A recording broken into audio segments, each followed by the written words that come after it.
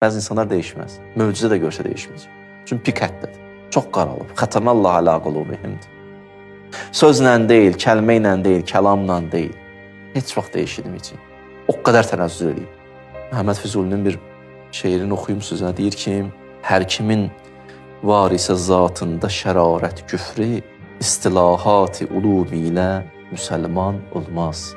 Bunun zatı xarabdır. Bunu qəşəng kəlmələrdir. Müsəlman olmaz.